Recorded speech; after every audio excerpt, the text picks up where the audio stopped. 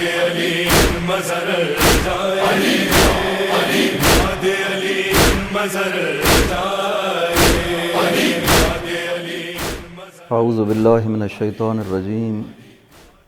بسم اللہ الرحمن الرحیم، نحمدہ ونستعینہ ونستہدیہ ونتوکل علیہ، الصلاۃ والسلام علی اشرف الانبیاء والمرسلین ابی القاسم محمد وعلی آلہ الطیبین الطاہرین المعصومین، سیما بقیۃ اللہ العظم فی الارضین، ولعنۃ اللہ علی اعدائہم اجمعین۔ اما بعد، بسم اللہ الرحمن الرحیم، ویقول الذین کفروا لست مرسلا قل کفی باللہ شہیدا بینی وبینکم ومن عندہ علم الکتاب۔ خداوند عظیم انشاءاللہ ہماری عبادات کو اس ماہ مبارک میں قبول فرمائے کہ خداوند عظیم نے اس مہینے کو ماہ صیام، ماہ قیام، ماہ توبہ، ماہ استغفار قرار دیا ہے، اور مقصد یہ قرار دیا کہ لعلکم تتقون، آپ عبادات کریں اس مہینے میں تاکہ تقوی الہی اختیار کر سکیں۔ خطبہ شعبانیہ جب ارشاد فرما رہے تھے حضور پاک، تو اس خطبہ کے دوران ایک سوال کیا مولا امیر المؤمنین علیہ الصلوۃ والسلام نے کہ ای الاعمال افضل فی ھذا الشہر، یا رسول اللہ کہ اس مہینے میں افضل ترین عمل کون سا ہے؟ تو حضور پاک نے ارشاد فرمایا الورع عن محارم اللہ، کہ اے علی اس مہینے میں افضل ترین عمل حرام الہی سے بچنا ہے، محرمات الہی سے اجتناب کرنا ہے، اور یہی تقوی کی ابتدائی منزل ہے کہ انسان جن چیزوں کو خدا نے حرام کیا ہے ان سے بچے اور اپنے آپ کو گناہوں سے پاک کرے۔ یہ روزے کا اصل مقصد ہے، کہ جیسے کہ حدیث نبوی میں بھی حضور پاک کا یہ ارشاد ہے کہ اذا صمت فلیصم سمعک و بصرک، اگر آپ روزہ رکھتے ہیں تو آپ کے آنکھ کا بھی روزہ ہونا چاہیے، آپ کے کان کا بھی روزہ ہونا چاہیے۔ تمام اعضاء و جوارح، انسان کی زبان، کان، آنکھ، ان کے اپنے عمل بھی ہیں، ان کا گناہ بھی ہے، لہٰذا انسان کو روزہ اس طرح رکھنا چاہیے کہ تقوی الہی مجسم ہو اس کی ذات کے اندر۔ یہ ذات کی تشکیل انسان جس طرح سے دیتا ہے اس کے مطابق ہی وہ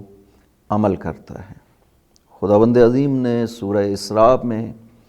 ارشاد فرمایا ہے کہ وَنُنَزِّلُ مِنَ الْقُرْآنِ مَا هُوَ شِفَاءٌ وَرَحْمَةٌ لِّلْمُؤْمِنِينَ وَلَا يَزِيدُ الظَّالِمِينَ إِلَّا خَسَارًا، کہ ہم نے جو یہ قرآن نازل کیا ہے یہ شفا بھی ہے اور رحمت بھی ہے مؤمنین کے لیے، لیکن یہی قرآن لا یزید الظالمین الا خسارہ،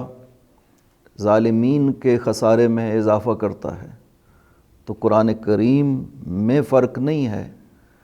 لوگ دو قسم کے ہیں جو قرآن کے مقابل میں ہیں، ایک وہ جن کے لیے قرآن رحمت ہے، شفا ہے، اور ایک وہ ہیں جن کے لیے قرآن باعث خسارہ ہے۔ وجہ کیا ہے؟ خدا نے چونکہ یہ ماہ قرآن ہے، شہر رمضان الذی انزلت فیہ القرآن، کہ خدا کو آپ عرض کرتے ہیں کہ خداوندہ تو نے اس مہینے میں قرآن کو نازل کیا، اور ھدی للناس، قرآن کریم ہدایت ہے لوگوں کے لیے، وبینات من الہدی والفرقان، لہٰذا انسان غنیمت ہے یہ ایام کہ جب باطن کی صفا ہوتی ہے،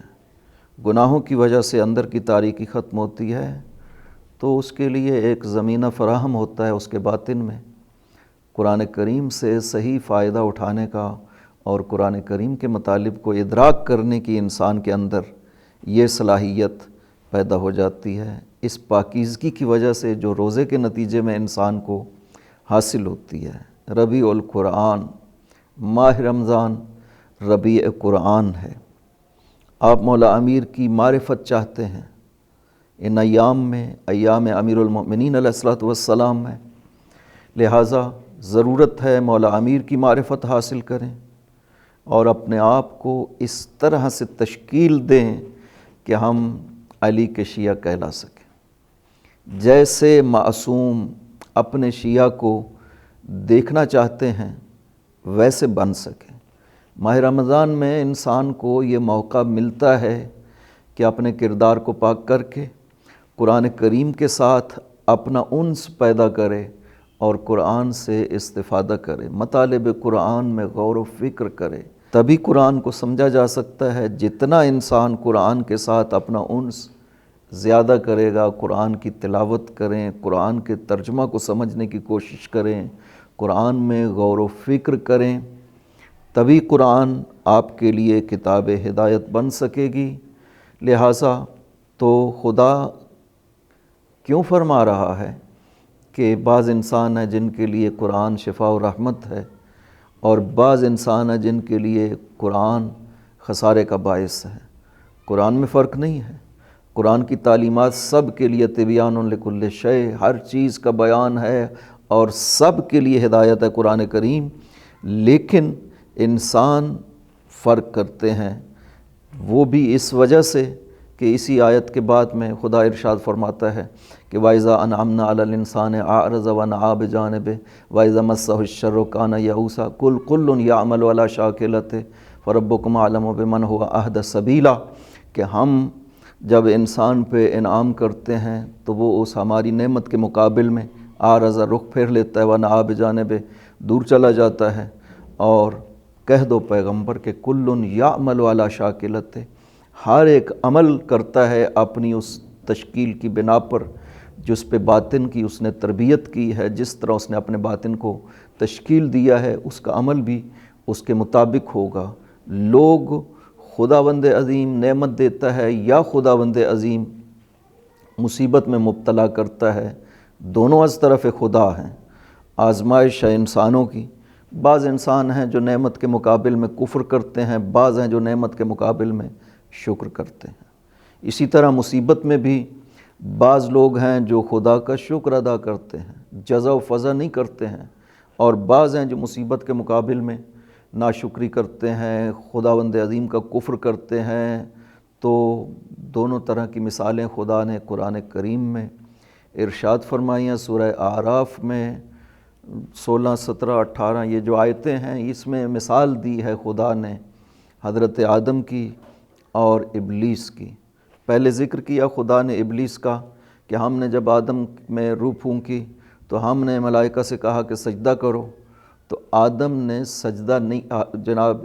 آدم کا سجدہ ملائکہ نے کیا اور ابلیس نے انکار کر دیا، لم یکن من الساجدین، وہ ایسا تھا ہی نہیں کہ سجدہ کرتا، یعنی اس کے دل میں جو حسد اور تکبر پایا جاتا تھا اس کی وجہ سے اس نے نہ صرف سجدہ سے انکار کر دیا بلکہ خدا کہتا ہے لم یکن من الساجدین، وہ ایسا تھا ہی نہیں کہ وہ سجدہ کرتا۔ ایک آزمائش آئی، ابلیس کو بھی آئی، لیکن وہ اس آزمائش میں خداوند عظیم سے دور ہو جاتا ہے، خدا کا انکار کرتا ہے، نہ صرف انکار کرتا ہے بلکہ گستاخی کرتا ہے ذات خدا کے مقابل میں۔ یہی آزمائش، اسی طرح کی آزمائش خداوند عظیم نے حضرت آدم کو بھی پیش کی، چونکہ بعد والی آیتوں میں حضرت آدم کا تذکرہ کرتا ہے، اسکن انت وزوجک الجنہ فکلا منہما ما شئتما، یہاں سے جاؤ منہا ما شئتم، جنت میں رہو تم میاں بیوی اور اس سے کھاؤ۔ اور حضرت آدم کو جب یہ آزمائش پیش آ گئی کہ ولا تقربا هذه الشجرة فتكونا من الظالمین، اس درخت کے قریب نہ جانا، فوسوس لهما الشیطان،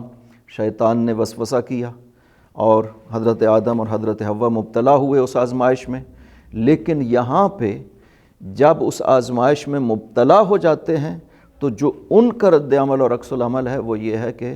ربنا ظلمنا انفسنا وان لم تغفر لنا لَنَكُونَنَّ مِنَ الْخَاسِرِينَ، اس طرح سے بارگاہ خدا میں رجوع کرتے ہیں کہ خداوندہ ہم سے ظلم ہوا، ہم سے زیادتی ہوئی، تو معاف کرنے والا ہے، اگر تو معاف کر دے گا، تو معاف نہیں کرے گا تو ہم خاسرین میں سے ہوں گے۔ تو اس طرح سے انسان، یہ دو مثالیں خدا نے اس طرح سے دیں کہ خدا کے مقابل میں شیطان کی مانند مت بن جاؤ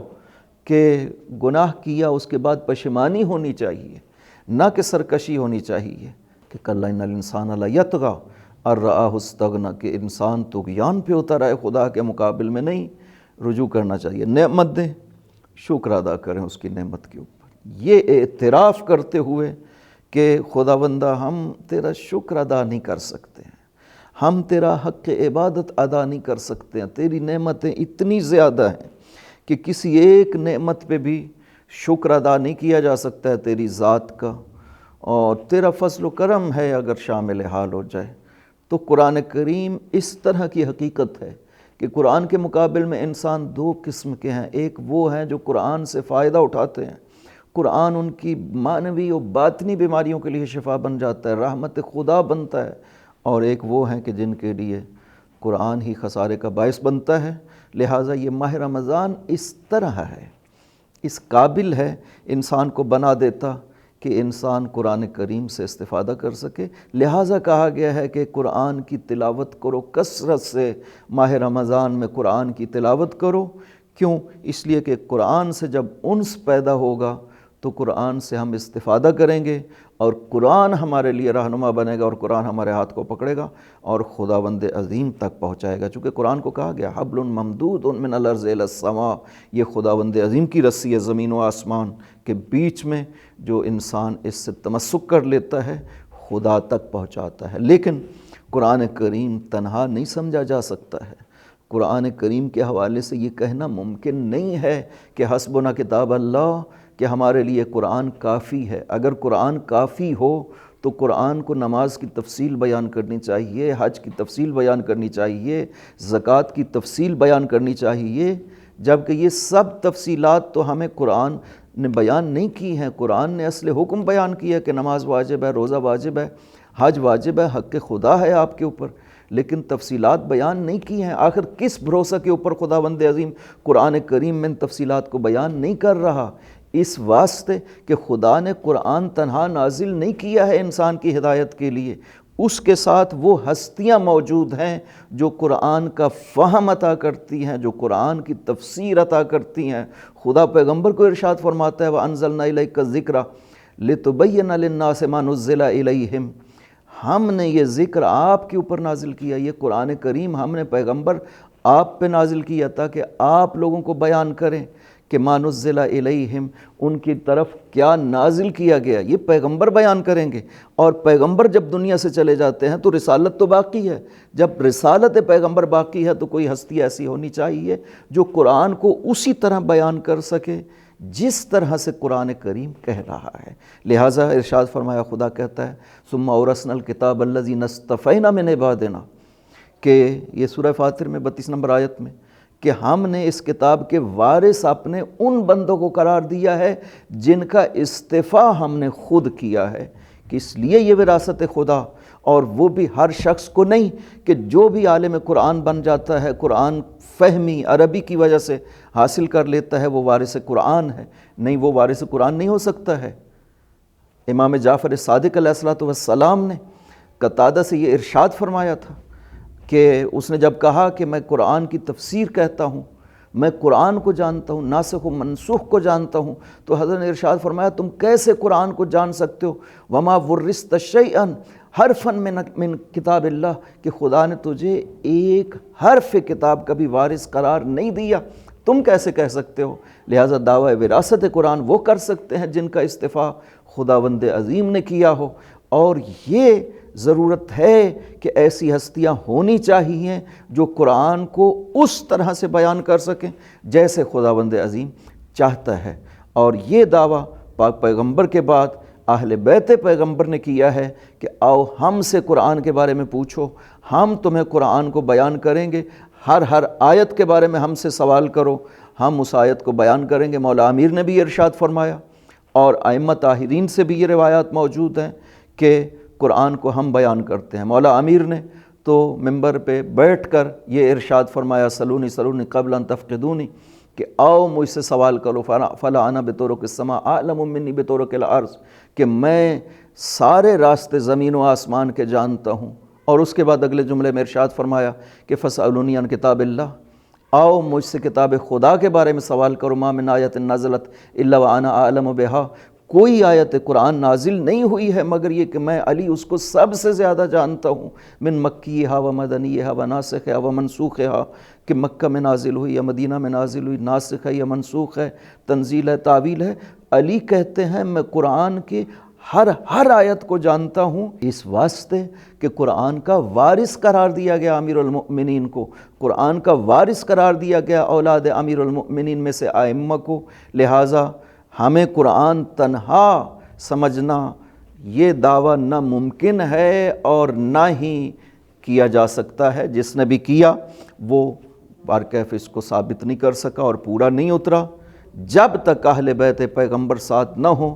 تب تک قرآن سمجھا نہیں جا سکتا، اور جب تک قرآن نہ ہو تب تک اہل بیت پیغمبر کا ساتھ دیا نہیں جا سکتا۔ تو خدا پاک پیغمبر نے اس لیے ارشاد فرمایا تھا انی تارک فیکم الثقلین کتاب اللہ و عترتی اہل بیتی، کہ میں دو چیزیں چھوڑ رہا ہوں، یہ دو چیزیں ساتھ رہنے والی ہیں، یہ کبھی جدا نہیں ہونے والی ہیں، یہاں تک کہ یرد علی الحوض، یہ حوض کوثر پہ مجھ تک پہنچیں گی۔ قرآن اور اہل بیت دونوں کے ساتھ تمسک ضروری ہے، نہ قرآن کو بغیر اہل بیت کے سمجھا جا سکتا ہے اور نہ ہی اہل بیت کو بغیر قرآن کے پایا جا سکتا ہے۔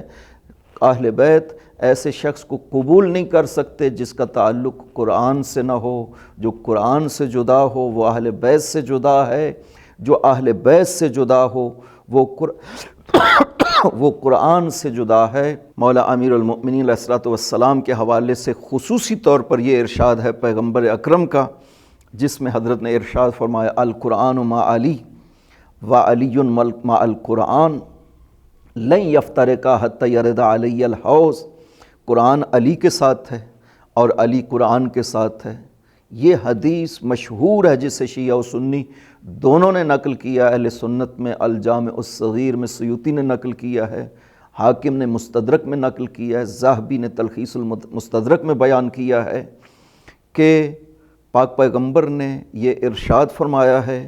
کہ قرآن علی کے ساتھ ہے اور علی قرآن کے ساتھ ہے۔ یہاں معیت بیان کی ہے، ساتھ کو بیان کیا ہے، علی مع القرآن والقرآن مع علی، علی قرآن کے ساتھ ہے اور قرآن علی کے ساتھ ہے۔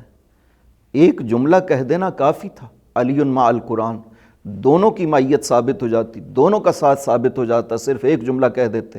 لیکن پاک پیغمبر نے دو جملے ارشاد فرمایا، علی مع القرآن والقرآن مع علی، علی قرآن کے ساتھ ہے اور قرآن علی کے ساتھ ہے۔ یہ دو جملے کہنے کا مطلب بھی یہ ہے کہ پہلے بھی علی ہے اور بعد میں بھی علی ہے، یعنی قرآن بغیر علی کے ممکن نہیں ہے حاصل کرنا اور سمجھنا۔ جب تک علی کے ساتھ تمسک نہیں ہوگا ذات علی کے ساتھ، اس وقت تک قرآن سمجھ نہیں آ سکتا۔ اور دوسری بات، قرآن کی مائیت ہے، اس ہستی کو قرآن کے ساتھ قرار دیا ہے۔ یہ مائیت چونکہ دونوں طرف سے قرار دی ہے، اس کے لیے ضروری ہے کہ ایسی خصوصیات دونوں میں ہونی چاہیے جو دونوں برابر ہو سکیں، اور یقیناً ذات علی میں وہ خصوصیات پائی جاتی ہیں جو قرآن کریم میں خصوصیات ذکر کی گئی ہیں۔ یہی وجہ ہے کہ آپ قرآن کو دیکھتے ہیں تو قرآن کو کہا گیا ہدن للمتقین، کہ یہ ہدایت ہے متقین کے لیے، اور علی امیر المؤمنین کو کہا گیا امام المتقین، علی امام متقین ہے۔ قرآن کے لیے ارشاد فرماتا ہے لا رطب ولا یابس الا فی کتاب مبین، اس کائنات کے تمام رازوں کا علم اس کتاب مبین میں موجود ہے۔ اور علی کے لیے ارشاد فرماتا ہے وَكُلَّ شَيْءٍ أَحْصَيْنَاهُ فِي إِمَامٍ مُبِينٍ، کہ ہم نے ہر چیز کا علم امام مبین کی ذات میں محصور کر دیا ہے۔ اور قرآن کریم کے لیے فرماتا ہے کہ یہ اگر ہم پہاڑ پہ نازل کرتے، لو انزلنا ھذا القرآن علی جبل لرأیتہ خاشعا متصدعا من خشیۃ اللہ، اگر پہاڑ پہ بھی نازل کرتے تو پہاڑ برداشت نہ کر سکتا، خوف خدا سے پہاڑ پھٹ پڑتا۔ اور علی فرماتے ہیں لو احبنی جبل لتہافت، اگر علی سے پہاڑ بھی محبت کرتا تو علی وہ پہاڑ محبت علی کے بوجھ کو برداشت نہ کر پاتا۔ اور قرآن کریم بھی ہادی ہے اور علی بھی ہادی ہیں، اور قرآن کریم کا اگر کوئی انکار کرتا ہے تو وہ کافر ہے، اور اگر علی کا کوئی انکار کرتا ہے تو وہ منافق ہے۔ جیسے کہ پیغمبر اکرم کی یہ حدیث صحیح ہے جس میں جناب مسلم نے اس کو صحیح مسلم میں نقل کیا ہے کہ پیغمبر فرماتے ہیں کہ یا علی لا یحبک الا مؤمن ولا یبغضک الا منافق، کہ اے علی آپ سے محبت نہیں کرے گا مگر وہی جو مومن ہوگا، اور آپ سے بغض نہیں رکھے گا مگر وہ جو منافق ہوگا۔ تو محبت علی علامت ہے ایمان کی۔ اگر کسی شخص کے دل میں علی کی محبت پائی جاتی ہے تو اس کا مطلب ہے اس کے دل میں ایمان موجود ہے، اور اگر کسی شخص کے دل میں بغض علی پایا جاتا ہے تو اس کا مطلب ہے کہ اس کے دل میں ایمان نہیں ہے۔ بریدہ اسلمی نے آ کر جب مولا علی کے حوالے سے شکایت لگائی پیغمبر اکرم کو، تو پیغمبر نے غصے کی حالت میں ارشاد فرمایا ما بال اقوام ینتقصون من علی، کہ کیا وجہ ہے کہ لوگ علی کا نقص کرتے ہیں، علی پہ باتیں بناتے ہیں۔ اور پھر بریدہ سے ایک سوال کیا تھا اتبغض علیٰ، اے بریدہ کیا تو علی سے بغض رکھتا ہے؟ تو بریدہ نے کہا کہ نعم یا رسول اللہ، ہاں ہے میرے دل میں علی کے حوالے سے بغض۔ وہ خود بیان کرتا ہے، پہلے اس طرح سے تھے جناب بریدہ اسلمی، اس طرح سے تھے، وہ کہتے ہیں کہ میں خالد ابن ولید سے محبت بھی اسی وجہ سے کرتا تھا کہ وہ علی سے بغض رکھتا ہے۔ اس طرح سے بریدہ کے دل میں بغض علی پایا جاتا تھا۔ جب یہ پیغمبر نے پوچھا نا کہ بریدہ تمہارے دل میں بغض علی پایا جاتا ہے، اور اس نے اقرار کیا، تو پیغمبر ارشاد فرماتا ہے بریدہ لا تبغض علیٰ انہ منی وانا منہ انہ ولیکم بعدی، بریدہ علی سے بغض نہ کرنا اس لیے کہ علی مجھ سے ہے اور میں علی سے ہوں، اور علی میرے بعد تمہارا ولی ہے۔ اور جب یہ بریدہ نے سنا تو اس کے بعد پیغمبر اکرم سے ارشاد فرمایا کہ یا رسول اللہ میں نئے سرے سے آپ کی بیعت کرنا چاہتا ہوں، اس لیے کہ بریدہ کو یقین ہو گیا تھا کہ اب تک میں ایمان پہ نہیں تھا چونکہ میرے دل میں بغض علی پایا جاتا تھا، اب دوبارہ بیعت کی رسول خدا کی اس وجہ سے کہ اب میرے دل میں آپ کے فرمان کے بعد محبت علی پائی جاتی ہے۔ اور یہی وجہ ہے کہ بریدہ اس کے بعد خاص سے اصحاب امیر المؤمنین میں سے قرار پائے۔ یہ ہستی وہ ہے کہ جس کو نہ پہچانا گیا اور نہ ہی کوئی پہچان سکا۔ آپ کو آپ کی اولاد پہچانتی ہے